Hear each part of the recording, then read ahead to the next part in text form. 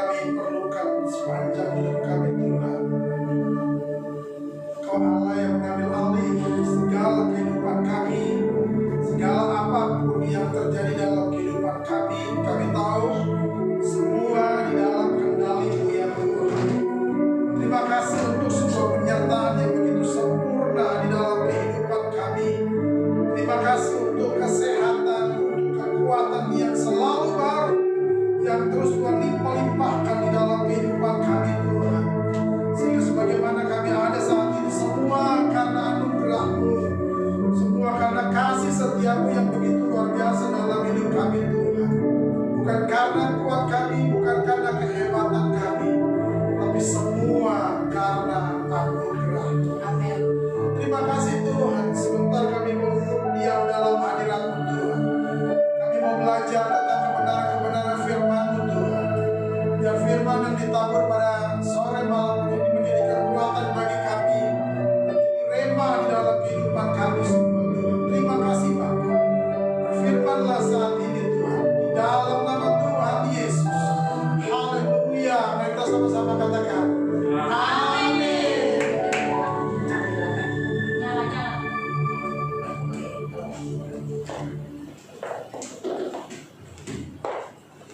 Shalom saudara. Shalom. Sekali lagi shalom. Shalom. Bagaimana kabarnya? Luar biasa. Luar biasa, semuanya baik. Amin. Semuanya saya percaya bahwa kita semua dalam kendalinya Tuhan sudah. Amin. Amin. Nah saudara, hari ini kita akan berbicara dan satu tema yang akan kita pelajari bersama, yaitu tentang seorang sanggar saudara. Di dalam kitab Hakim 3 ayat 31. Apa temanya? Sanggar. Temanya apa? Hidup maksimal. Hidup maksimal dan Man of God, hidup maksimal dan berdampak from zero to hero. Di kitab Hakim 3 ayat 31 kita baca sama-sama saudara. 1, 2, 3. Sesudah Ehud bangkitlah Sanggar bin Anak. Ia menewaskan orang Filistin dengan tongkat penghalau lembu, Berapa? 600 orang banyaknya. Demikianlah ia juga menyelamatkan orang Israel. Nah saudara, kita akan pelajari dalam 1 bulan ini, kita akan pelajari tentang seorang biografi para hamba-hamba Allah yang ada di Alkitab yang jarang dikhotbahkan saudara. Tapi saya mengambil ini tentang sanggar juga jarang dikhotbahkan di mana-mana saudara. Dan banyak juga orang nggak tahu siapa itu sanggar, betul ya? Saudara udah tahu siapa sanggar? Nah, sanggar itu anaknya bin Anak. Nah ini dia, anaknya Anak. Jadi memang dia nggak ada cerita tentang sanggar saudara. Dia nggak tahu bagaimana kisah hidupnya. Ini kisah hidup sanggar hanya tercatat dalam 1 ayat saja, di mana di Hakim 3 ayat 31 itu. Nggak ada yang lain saudara, hanya di 1 ayat itu saja. Tetapi dari kehidupan sanggar kita bisa belajar tentang man of God yang hidupnya maksimal dan berdampak luas bagi orang lain saudara. Nah, ada sebuah teladan dari sanggar sebagai man of God dalam hidup maksimal dan berdampak. Ini penting juga untuk kita saudara. Supaya apa? Supaya kita mungkin bukan orang yang terkenal. Kita mungkin bukan orang yang dikenal banyak orang saudara. Seperti sesuai dengan nama gereja kita, Gereja Bethlehem, itu kota kecil tetapi melahirkan seorang yang dahsyat, melahirkan seorang yang luar biasa yang mengubah isi dunia. Amin. Biar kita bukan orang yang siapa-siapa kita ini, tetapi biar kita menjadi orang-orang yang dapat merubah dunia. Minimal kita bisa merubah lingkungan kita. Minimal kita bisa menjadi dampak bagi keluarga besar kita saudara. Minimal kita bisa maksimal hidup kita. Amin saudara. Kalau anak-anak sekarang bilang begini, at least gue bilang maksimal, at least gue bisa berdampak, betul ya? At least gue bisa bangkit dari keterpurukan. At least walaupun gue nggak terkenal, walaupun hidup gue seperti ini, tapi gue jadi dampak bagi banyak orang. At least gue jadi dampak bagi keluarga besar. Katakan amin saudara. Amin. Nah, ada satu keteladanan yang luar biasa saudara. 3 hal yang akan kita pelajari. Yang pertama apa? Maksimal meski terbatas saudara. Maksimal meski terbatas. Nah, informasi tentang si Sanggar ini ditinjau dari latar belakang itu sangat minim. Dia nggak punya silsilah yang lain, sudah. Alkitab nggak pernah menulis tentang keluarga besarnya seperti apa. Alkitab juga nggak menulis tentang bapaknya, dikasih tahu cuma Sanggar bin Anat. Jadi Sanggar itu anak doang, saudara. Tapi nggak dikasih tahu tentang siapa mamanya, siapa keluarga besarnya. Nggak ditulis di situ di Alkitab, saudara. Artinya begini, kehidupan Sanggar secara latar belakang memang dia sangat minim, saudara. Banyak orang nggak tahu tentang dia. Di Alkitab aja cuma satu ayat saja, saudara, yang ditulis di kitab Hakim-Hakim 3 ayat 31 itu, saudara. Yang lain udah nggak ada lagi. Karena artinya apa? Kehidupan Sanggar sangat-sangat minim, saudara. Tapi perhatikan baik-baik, dia tetap maksimal meski hidupnya terbatas. Meski, saudara, nggak ada silsilah yang lain, saudara. Artinya apa? Latar belakangnya nggak jelas, betul ya? Alkitab hanya menyebut bahwa dia anaknya Pak Anak, gitu ya. Alkitab hanya menyebut bahwa nama bapaknya adalah Anak. Selebihnya kita tidak memahami keluarganya yang lain. Siapa dia kita nggak tahu, saudara. Itu sebabnya banyak juga orang Kristen yang nggak tahu siapa itu Sanggar ini, saudara. Kenapa? Sangat minim tentang tentang keluarganya, sangat minim tentang silsilahnya, saudara. Nah, saudara, saya mau bilang begini, kekurangan apapun dalam kehidupan kita, saudara, next, kekurangan dan keterbatasan kita dalam soal latar belakang keluarga itu tidak akan pernah menghalangi Tuhan untuk menjadikan kita menjadi orang yang hidupnya maksimal dan berdampak. Amin. Betul? Siapapun keluarga kita, latar belakang keluarga kita, mau orang cap kita keluarganya jelek kah, mau keluarga kita dibilang apalah, nggak peduli, Tuhan gak lihatkan itu. Tapi bagaimana Tuhan memakai kita menjadi pribadi-pribadi yang punya potensi yang luar biasa. At least kita punya potensi berdampak dan maksimal dalam hidup kita, sudah. Amin. Katakan amin. Nah, ini yang harus saya katakan kepada kita semua, siapapun kita, apapun latar belakang kita, saudara. Mungkin lingkungan kita memandang kita bahwa keluarga lu mah kacau gitu. Keluarga lu tuh bukan keluarga dari orang-orang keren. Keluarga lu tuh bukan keluarga orang-orang kaya. Keluarga lu tuh bukan keluarga orang-orang yang terkenal. Nggak peduli sama Tuhan. Tuhan melihat kita bagaimana kita menjadi pribadi-pribadi yang berdampak dan hidupnya maksimal. Itu yang Tuhan akan pakai. Artinya di sini jangan berkecil hati. Katakan kanan kiri, jangan berkecil hati. Jangan berkecil hati, Besti. Mungkin kita minim silsilah. Mungkin kita ini adalah orang yang gak dianggap sama orang lain. Mungkin keluarga besar kita sendiri tidak menganggap kita. Kenapa? Karena kita miskin, kita gak punya apa-apa. Mungkin kita nggak dianggap sama orang di sekeliling kita di dalam dunia pelayanan kita. Kenapa? Karena kita nggak punya apa-apa. Kita nggak punya kemampuan apa-apa, saudara. Itu bisa terjadi, saudara. Maka jangan heran ada orang yang merasa terkucilkan, merasa ada orang yang terzolimi, saudara. Kenapa? Karena dia tertekan hatinya, saudara. Tapi hari ini saya mau katakan, jangan pernah berkecil hati, saudara. Next. Di dalam Yoel 3 ayat 10 kita baca sama-sama 1, 2, 3. Tempalah mata bajamu menjadi apa? Menjadi pedang dan pisau-pisau pemangkasmu menjadi tombak. Terus Baiklah orang yang menjaga baik-baik. Aku ini pahlawan. apa katanya? Baiklah orang yang tidak berdaya berkata apa? Aku ini pahlawan. Mungkin kita bukan pahlawan bangsa, bukan pahlawan Nusantara, bukan pahlawan yang terus dipajang fotonya, enggak juga, saudara. Tapi minimal kita tuh menjadi pahlawan bagi teman-teman kita di sekeliling kita, saudara. Kita menjadi pahlawan bagi keluarga besar kita. Kita menjadi pahlawan di dalam dunia pelayanan kita. Kita menjadi pahlawan bagi suami, bagi istri, bagi anak-anak kita, saudara. Amin, saudara. Menjadi pahlawan bagi keluarga besar kita, saudara. Amin. Itu sebabnya Yoel 3 ayat 10 mengatakan tempalah Tempalah mata bajaku menjadi pedang. Ayo asah apa yang kita punya. Asah yang menjadi talenta kita. Asah apa yang Tuhan berikan kepada kita. Tempalah menjadi pedang yang sangat tajam, saudara. Menjadi pisau-pisau pemangkas yang menjadi tombak, saudara. Amin, saudara. Yang selalu tepat pada sasaran. Ketika kita melangkah, kita tahu kemana kita harus melangkah. Ketika kita bekerja, kita tahu apa yang harus kita kerjakan dan kita bertanggung jawab dan kita menyelesaikannya dengan tuntas. Kita nggak bisa berkata, gue ini bukan siapa-siapa, gue ini bukan hanya seorang sampah, bukan, saudara. Tuhan mengangkat kita luar biasa, katakan amin.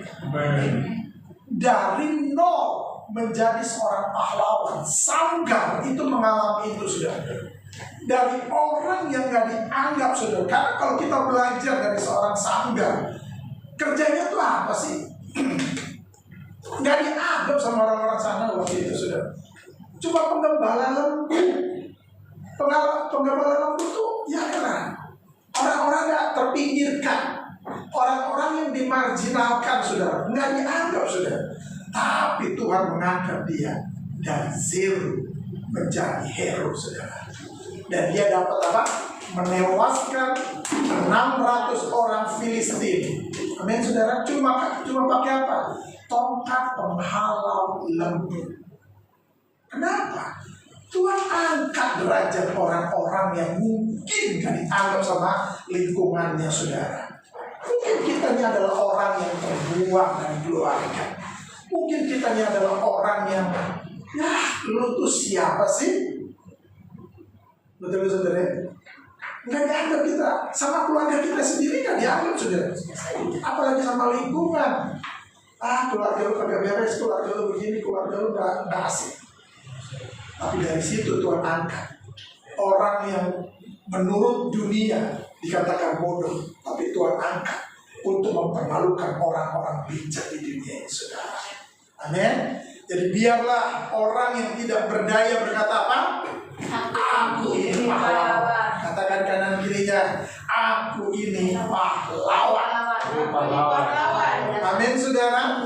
Minimal kita menjadi pahlawan bagi teman kita. Ada teman-teman kita yang terpuruk, ada teman-teman kita yang hidupnya termarginalkan atau enggak dianggap, saudara. Tapi biar kita menjadi pahlawan bagi mereka. Bukan menjadi pahlawan kesiangan, tetapi tempalah mata bajakmu menjadi pedang, pisau-pisau pemangkasmu menjadi tombak. Artinya apa yang kita lakukan tepat pada sasarannya. Amin, saudara.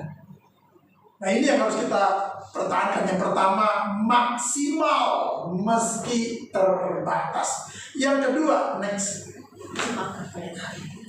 Yang kedua, apa sih keteladanan dari Sanggar ini, saudara? Yang kedua, maksimal meski apa?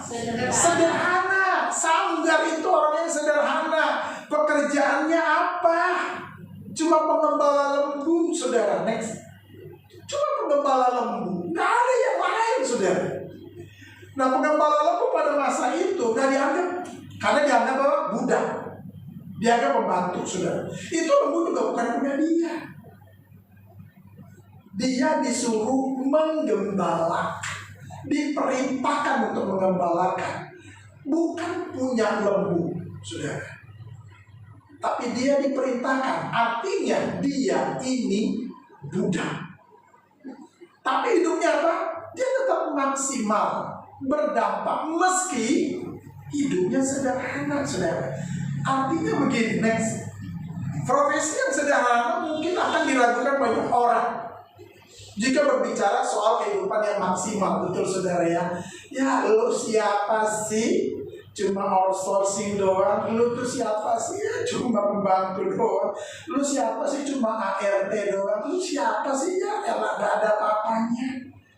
Secara mau hidup maksimal gak kepake di situ. Tapi Tuhan beda. Soal dipakai Tuhan untuk hidup maksimal dan berdampak tidak pernah terkait dengan latar belakang profesi. Kita baca sama-sama. Yang soal dipakai Tuhan itu 1, 2, 3. Soal dipakai Tuhan untuk hidup maksimal dan berdampak apa? Tak pernah baik dengan latar belakang profesi. Karena Tuhan gak ada urusan sama profesi. Tuhan gak ada urusan sama latar belakang keluargamu.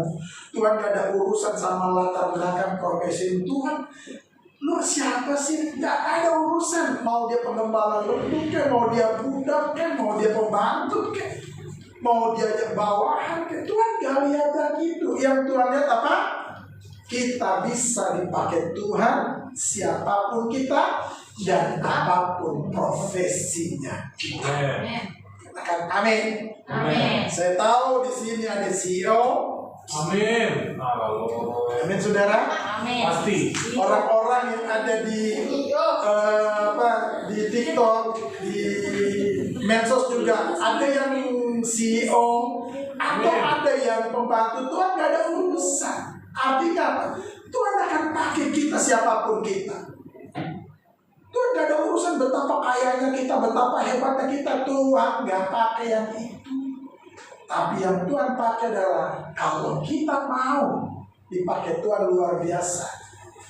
Mau kita budak, mau kita apa, tapi intinya kita tetap maksimal dipakai Tuhan, saudara. Amin. Amin. Ini yang Tuhan inginkan, saudara. Tuhan mau kita maksimal. Next.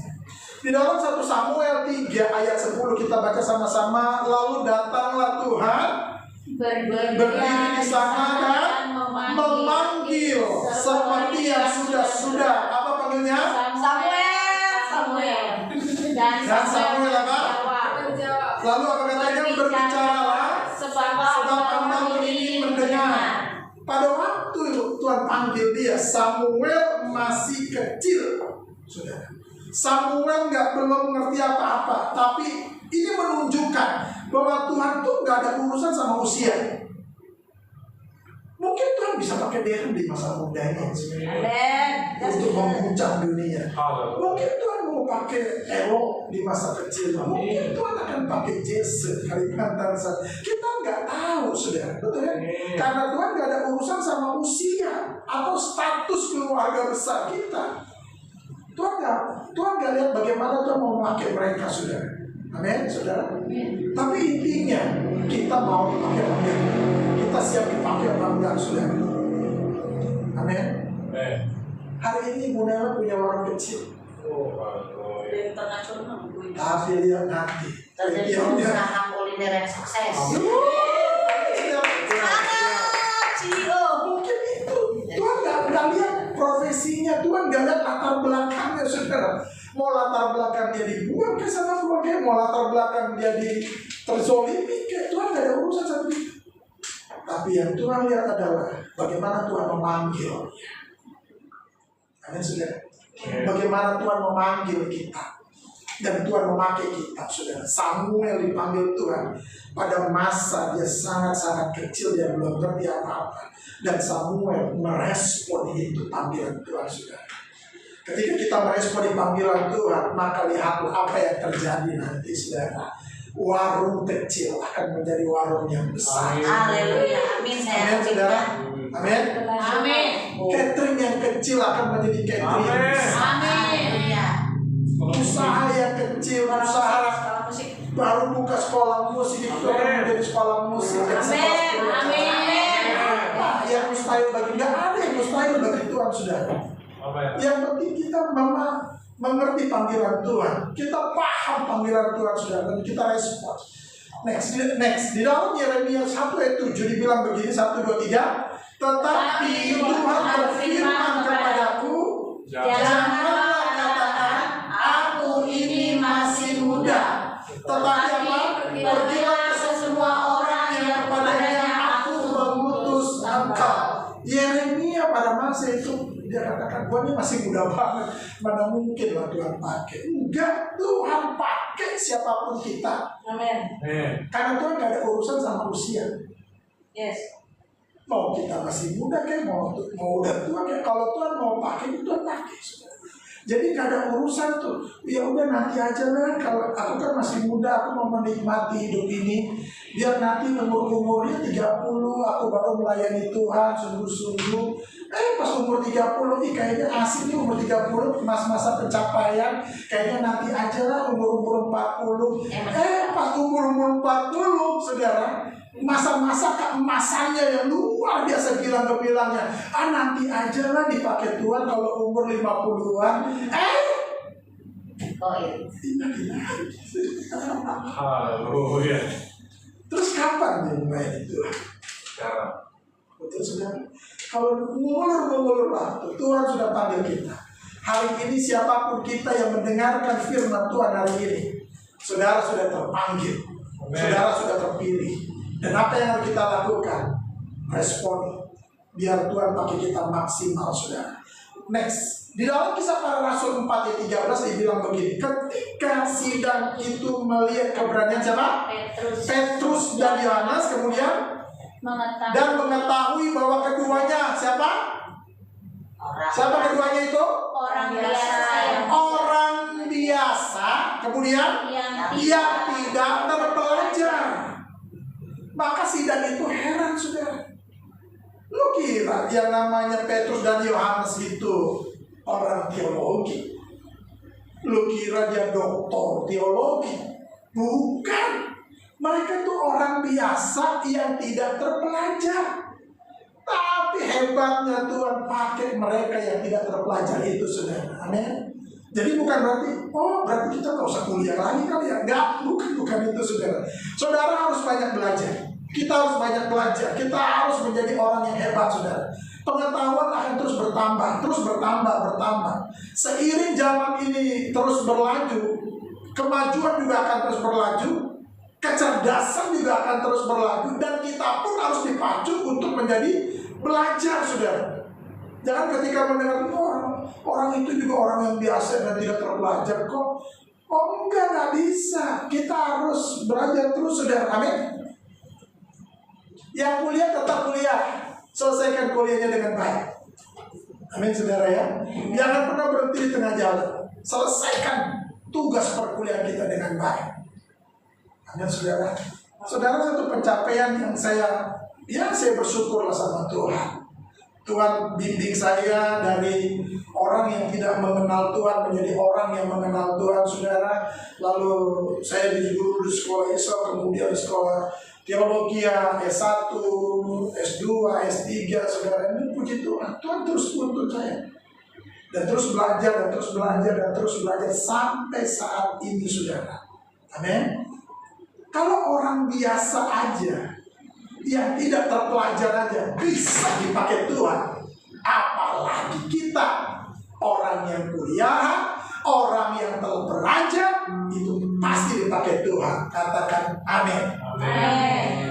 Orang yang jago musik akan terus dipakai. Talenta itu sama Tuhan, saudara, untuk memuliakan Tuhan. Orang yang jago masak itu akan terus dipakai Tuhan untuk dia menjadi berkat bagi banyak orang, saudara. Orang yang jago berbisnis, Tuhan akan pakai mereka untuk kemuliaan Tuhan, saudara. Amin. Jadi ini yang harus kita pahami, saudara. Next. Di dalam 1 Timotius 1 ayat 12 sampai dengan 13 dikatakan begini. Aku bersyukur kepada Dia yang apa? Yang menguatkan aku. Siapa itu? Yesus Kristus Tuhan kita. Kenapa?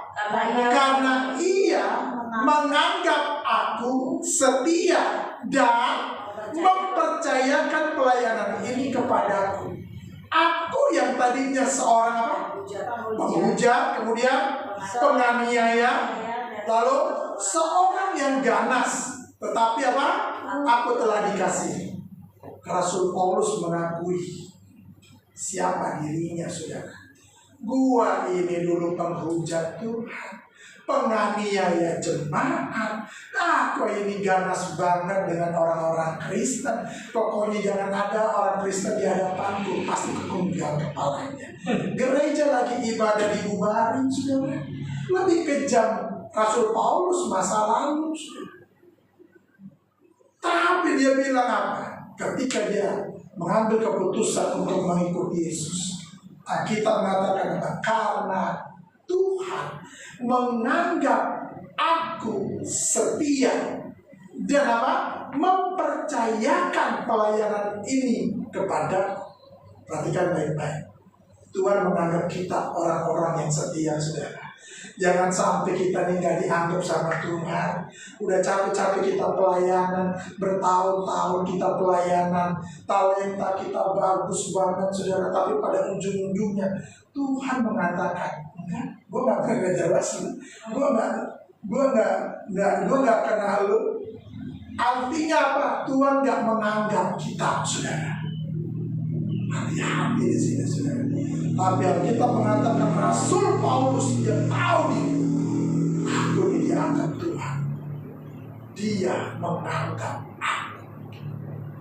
Dan saudara, dia menganggap aku bahwa aku ini setia. Keren gak itu, saudara? Artinya apa? Ada pernyataan dari surga bahwa engkau adalah orang yang setia. Maka surga mempercayakan itu, pelayanannya kepada kita semua, saudara. Amin. Biar hari ini ketika kita mendengar apa kata Tuhan hari ini, biar kita menjadi orang-orang yang dianggap Tuhan bahwa engkau adalah orang-orang yang setia.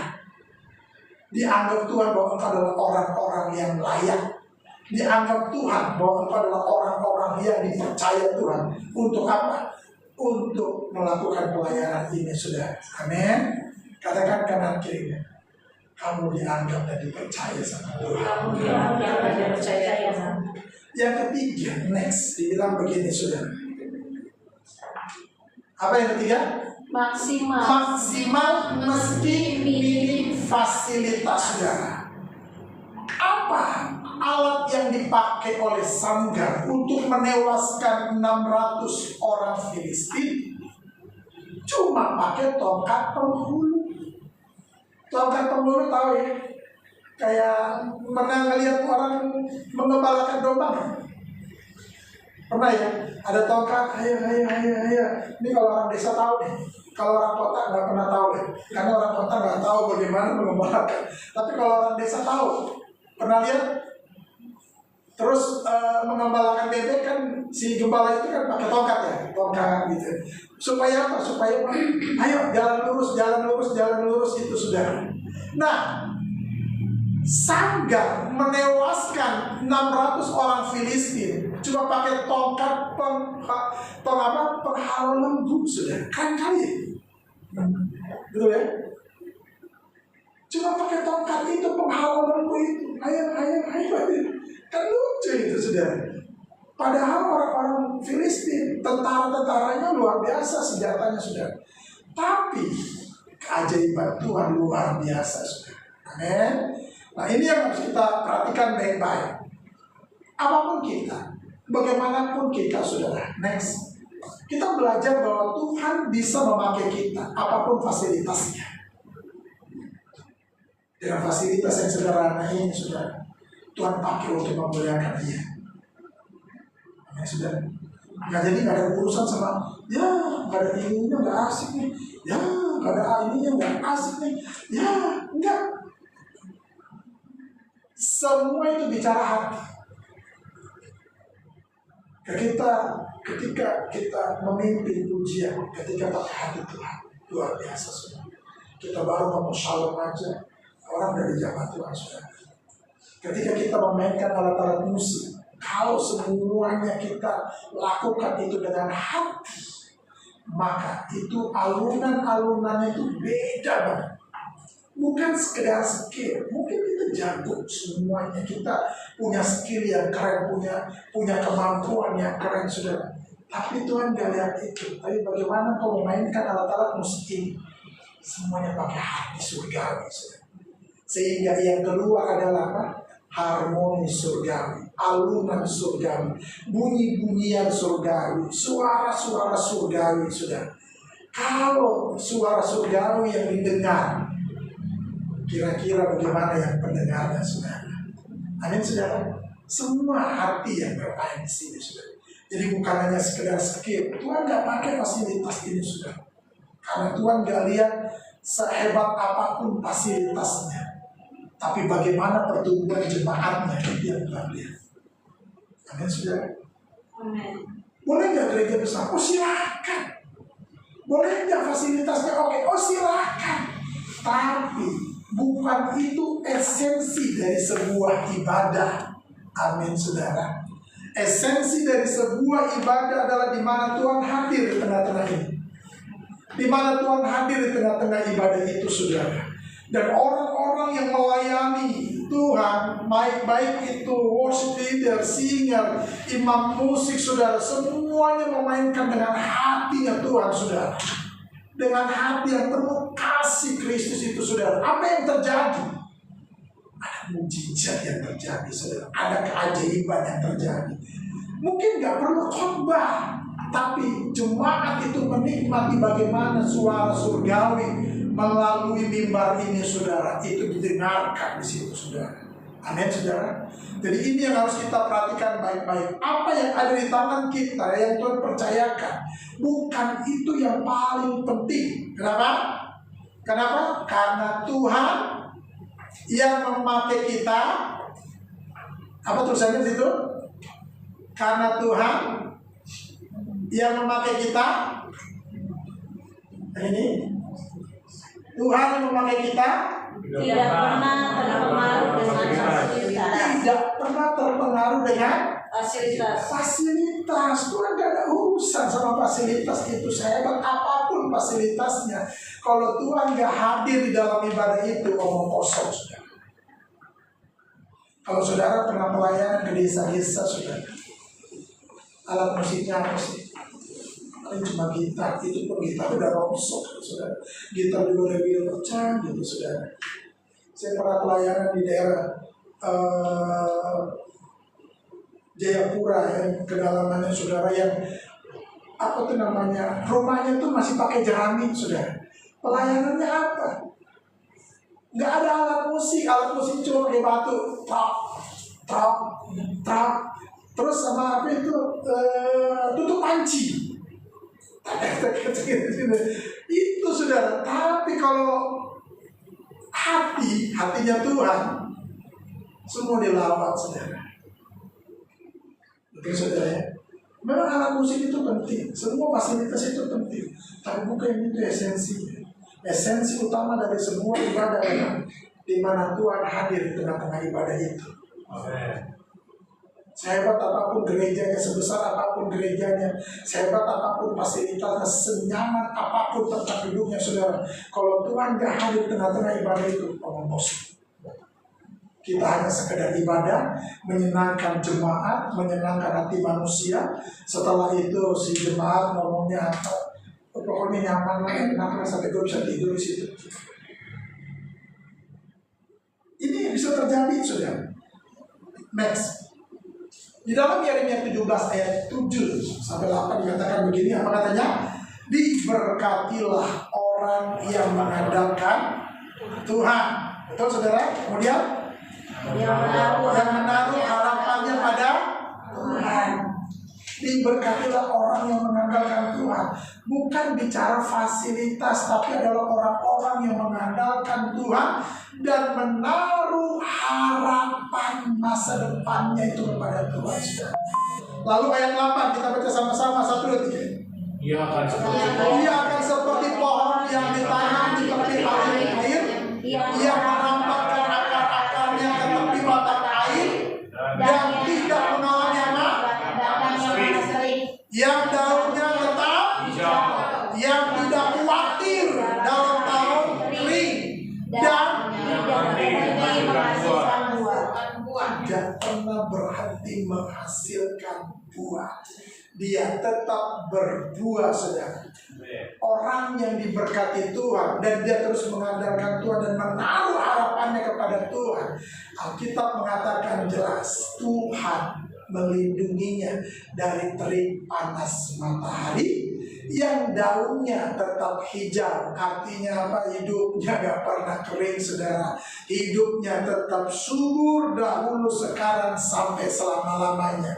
Kalau dia hidupnya subur, hidupnya diberkati, dia tidak khawatir dengan tahun-tahun kering, tahun-tahun kesengsaraan. Dia gak peduli sama ketika dia sakit, ketika dia mengalami kekurangan, saudara. Tapi dia tahu Tuhanku pasti menolongku karena Tuhan baik padaku. Maka dikatakan apa? Dia dia tidak pernah berhenti menghasilkan buah. Katakan amin. Amin. Artinya dia tetap menjadi berkat bagi banyak orang, saudara. Saudara, yang ketiga ini, saudara, ini paling penting. Nggak ada urusan bagaimana miskinmu, bagaimana susahmu, bagaimana minimnya hidupmu, bagaimana terbatas hidupmu. Kalau engkau mendengar suara Tuhan dan meresponi panggilan Tuhan, maka engkau menjadi orang yang diberkati Tuhan. Dan kita akan melihat bagaimana Tuhan berperkara atas kita, saudara. Nah, saudara, hari ini kita belajar dari seorang Sanggar, seorang penggembala lembu yang gak dianggap kalau zaman sekarang budak atau dia ART lah, saudara. Disuruh ke sana, disuruh ke sini, saudara.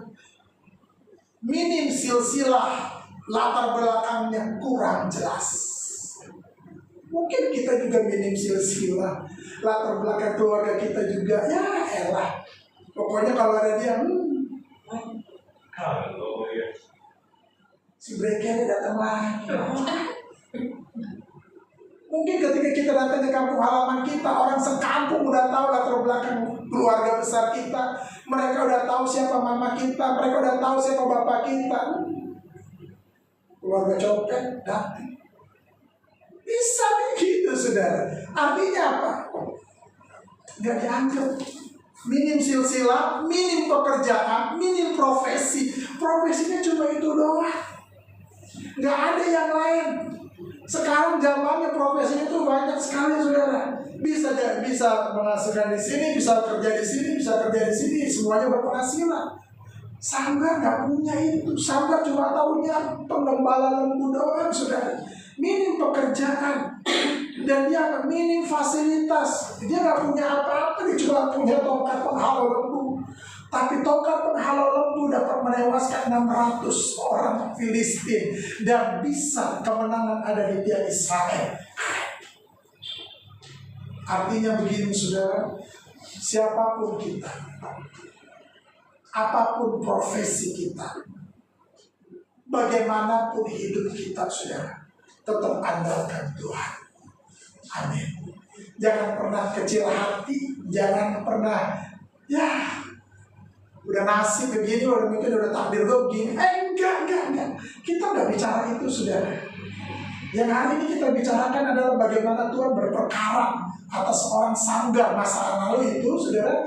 Dan hari ini bagaimana Tuhan juga berperkara atas kita hari ini, saudara. Amin. Ini harus kita pahami baik-baik, saudara. Next. Jadi Sanggar dapat menewaskan 600 orang Filistin dengan tongkat penghalau lembunya. Dan siapapun kita, apa katanya, saudara? Andalkan Tuhan dalam segala kondisi apapun. Hari ini kita di bawah. Next, saudara, Tuhan akan melakukan perkara ajaib dalam hidup kita. Kenapa? Karena anak-anak Tuhan tidak pernah dipermalukan. Nah, saudara, kita akan masuk dalam perjamuan kudus, saudara.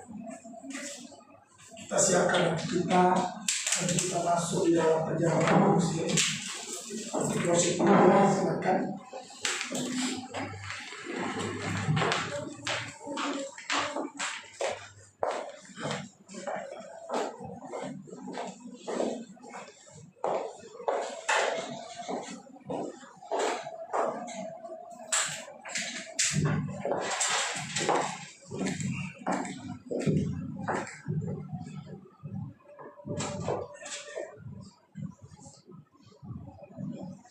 Mari kita siapkan hati dan pikiran kita untuk kita masuk dalam perjamuan kudus.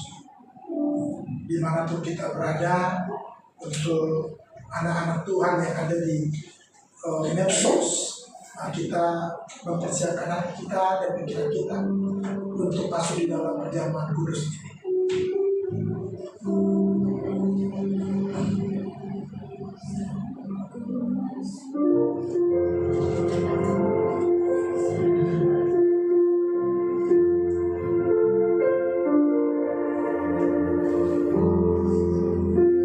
Kuasa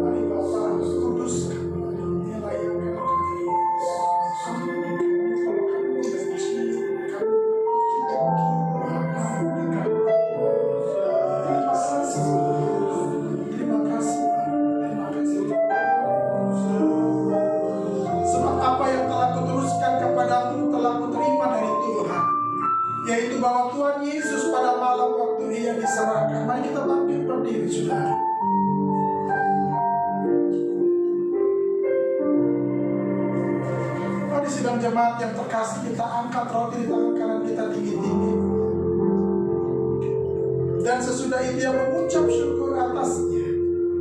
Ia memecah-mecahkannya dan berkata, inilah tubuhku yang diserahkan bagi kamu. Amin. Perbuatlah ini menjadi peringatan akan aku. Saudara yang terkasih di dalam Tuhan, bukankah roti yang kita pecah-pecahkan ini adalah persekutuan dengan tubuh Kristus. Mari kita makan di dalam nama Tuhan Yesus.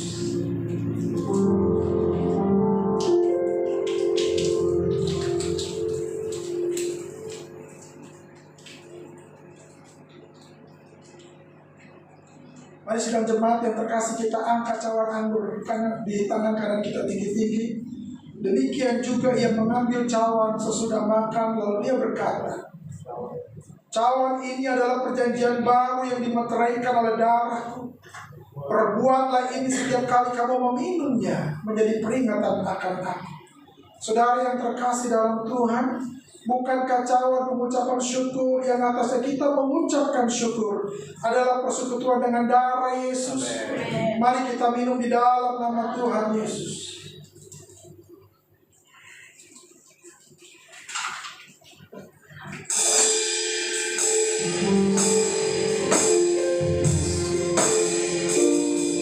Mari kita mengucap syukur kepada Tuhan kita. Terima kasih Tuhan. Ya. Ya, terima kasih Tuhan.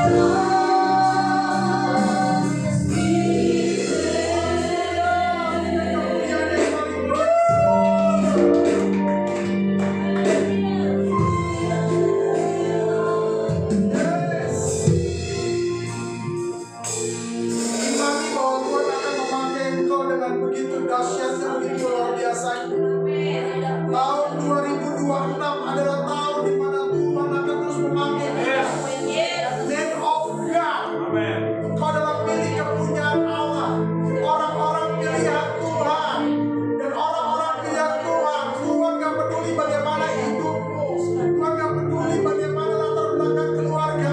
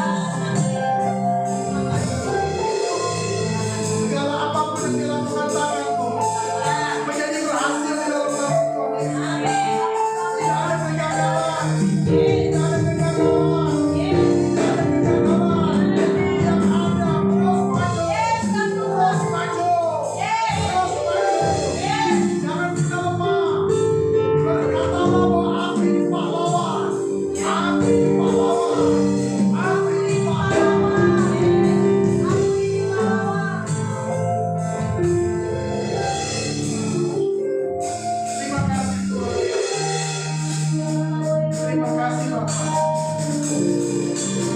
Berkati seluruh jemaatmu Tuhan yang hadir, baik yang konsen maupun yang online ya Tuhan.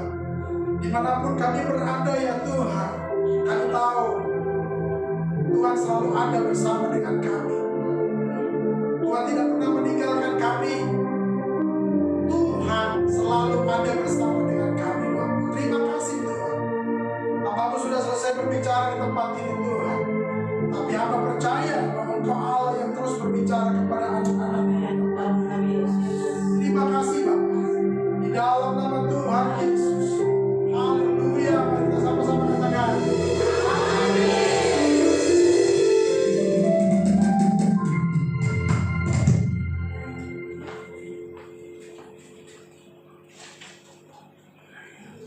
Puji nama Tuhan Bapak Ibu.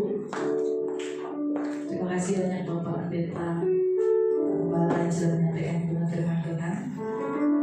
Yang diberkati katakan amin. Amin. Katakan aku ini pahlawan. 2, 3.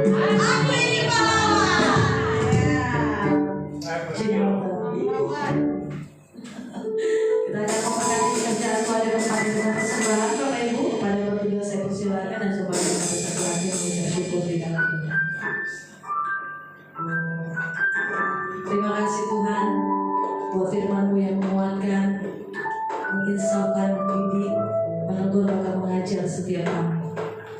Bahwa kami adalah orang-orangnya Tuhan. Tuhan mau pakai kami dari berbagai profesi kami, dan Tuhan mau pakai kami dengan apa yang ada di tangan kami. Maka mampukan kami Tuhan menjadi pelaku-pelaku firman dalam hidup kami, biar melalui hidup kami nama-Mu yang dipuliakan dan dipujikan. Kami rindu juga memberkati pekerjaan Tuhan di dalam kami di gereja dengan persembahan ucapan syukur, diakonia, perpuluhan, pelayanan misi. Kami tahu kami menabur di tanah yang subur.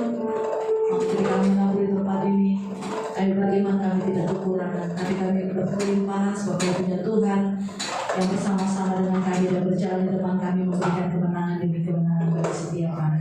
Terima kasih Tuhan Yesus yang baik. Mari kita yang siap menabur dengan penuh sukacita sama-sama berkata amin. Cinta Tuhan Bapak Ibu, sambil persembahan dijalankan, saya akan membacakan beberapa warta sedekah.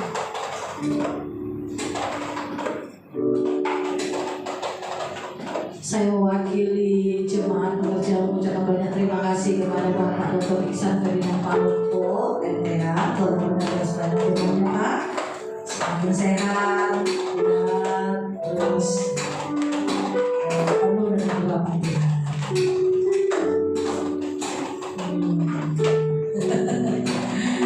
Siapa gereja juga melayani dalam penyerahan anak, lapisan air, konseling bimbingan pranikah, pemberkatan nikah, pemberkatan ke rumah kantor dan lain-lain, pelayanan orang sakit, pelayanan berpasangan, pelayanan kedukaan. Bapak Ibu dapat menghubungi Ibu Esther. Kami juga mengucapkan selamat ulang tahun atas ulang tahun kelahiran atau ulang tahun pernikahan Bapak Ibu pada bulan Maret ini. Tuhan memberkati. Rumah doa JKI Bethlehem diadakan setiap hari Jumat malam setelah pengajaran. Untuk pengajaran minggu ini ada fisiologi yang akan diajar oleh Bapak Yofi. Dan bagi Bapak Ibu yang rindu menabur dalam untuk perpuluhan dari pelayanan misi, perpuluhan gereja dan lain-lain, Bapak Ibu dapat mentransfer ke rekening gereja sama JKI Bethlehem Tanjung Priok. Gereja kami juga menyediakan koperasi bagi Bapak Ibu yang rindu berbelanja, kebutuhan sehari-hari yang baru dapat menghubungi Ibu Esther. Kita akan beribadah kembali minggu depan di tanggal 8 Maret 2026 di tempat gereja yang sama akan dirayain oleh Bapak Jemaat. Sebelum kita akhiri ibadah ini dengan doa berkat, kita akan bersyafaat terlebih dahulu.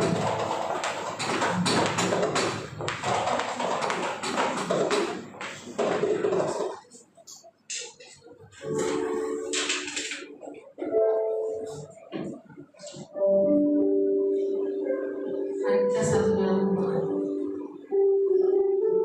Bapa yang baik, kami mengucap syukur Tuhan untuk sore malam hari ini.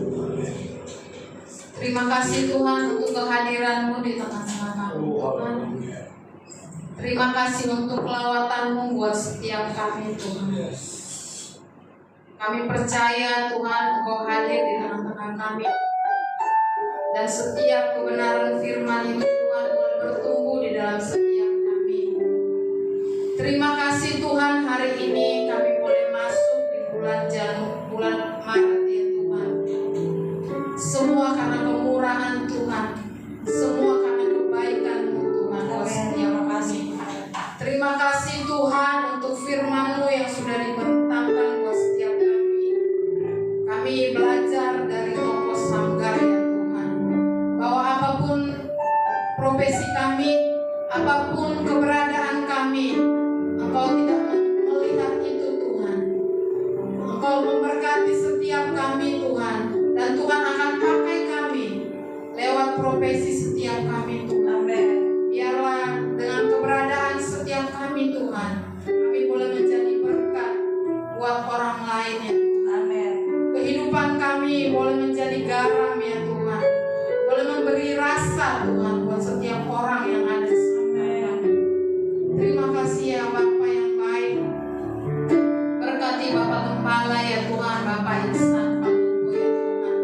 Kami bersyukur Tuhan untuk pemulihan demi pemulihan atas Pak Ihsan. Terima kasih Tuhan. Kami percaya Tuhan Engkau Allah yang terus menyempurnakan Tuhan kesehatan Pak Gembala ya Tuhan.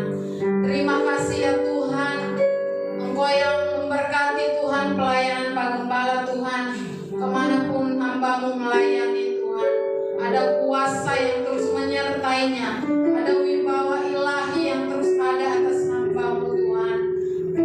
Keberadaannya Tuhan boleh menjadi berkat buat banyak orang ya Tuhan.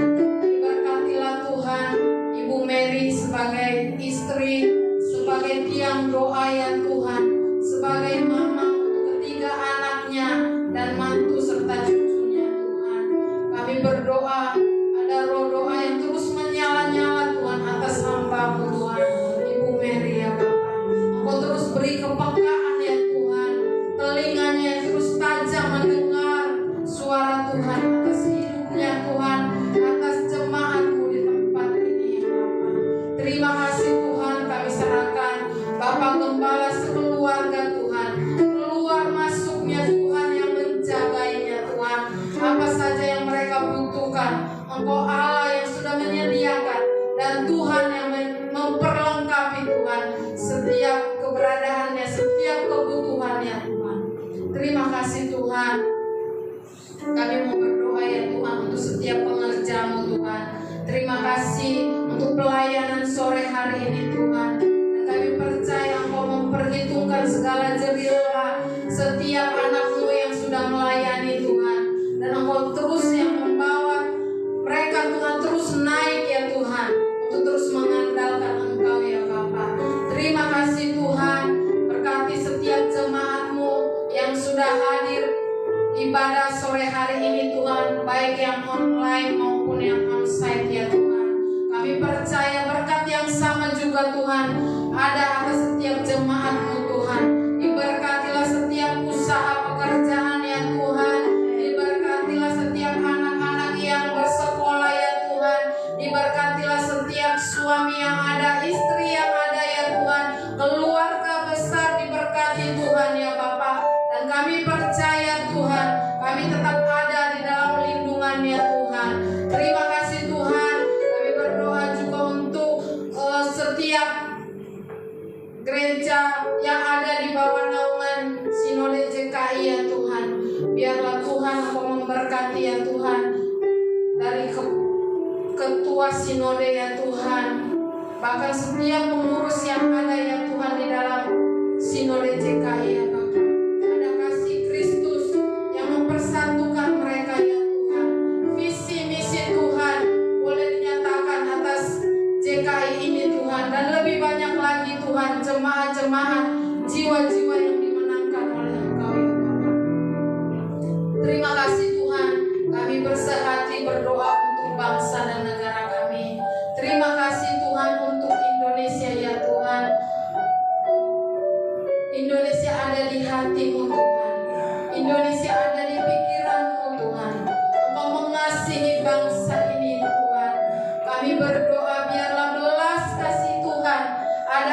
bangsa ini Tuhan. Berkati pemerintahan kami yang ada Tuhan, dari presiden, wakil presiden Tuhan, menteri-menteri DPR, MPR ya Tuhan, TNI, Polri dan seluruh jajaran dalam pemerintahan ini Tuhan. Biarlah kasih-Mu Tuhan ada atas pemerintahan ini Tuhan. Biarlah mereka boleh memimpin bangsa ini dengan takut dan gentar akan Engkau ya Bapa. Terima kasih, berkati DKI Jakarta, berkati Tuhan lingkungan di mana kami ada Tuhan, berkati RT RW kami ya Bapa. Biarlah roh Tuhan ada atas mereka juga ya Tuhan. Kasih Tuhan ada atas mereka juga ya Tuhan. Biarlah mereka juga boleh memimpin bangsa ini, wilayah di mana kami ada Tuhan, dengan takut akan Engkau ya Bapa. Terima kasih Tuhan. Kalau ibadah kami akan berakhir Tuhan, tapi kami percaya Engkau tidak pernah meninggalkan setiap kami ya Tuhan. Dan kami akan menyempurnakan doa kami dengan doa Bapa kami. Jemaat dijemput berdiri. Bapa kami yang di surga, dikuduskanlah namamu, datanglah kerajaan-Mu, jadilah kehendak-Mu di bumi seperti di surga. Berikanlah kami pada hari ini makanan kami yang secukupnya, dan ampunilah kami akan kesalahan kami, seperti kami juga mengampuni orang yang salah pada kami. Dan jangan bawa kami dalam pencobaan, tetapi lepaskan kami daripada yang jahat. Karena Engkau yang punya kerajaan dan kuasa dan kemuliaan sampai selama-lamanya.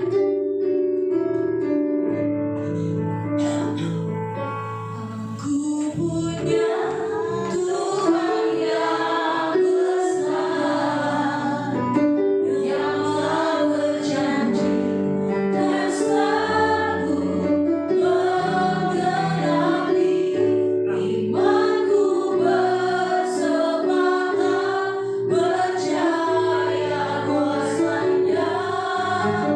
Ku terima sekarang kemenangan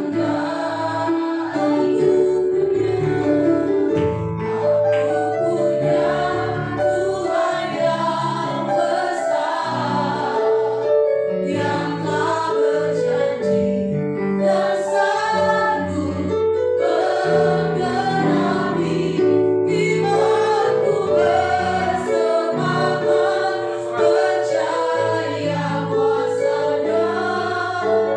Ku terima sekarang, ku terima sekarang, ku terima sekarang kemenangan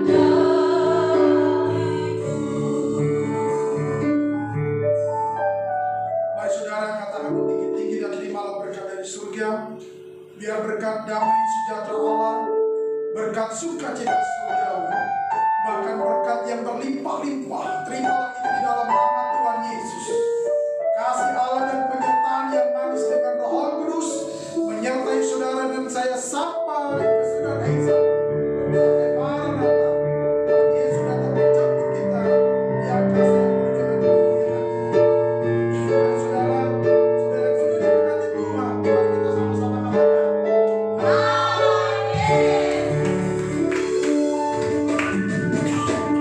Waktu ibadah kita selesai, Tuhan Yesus memberkati. Shalom.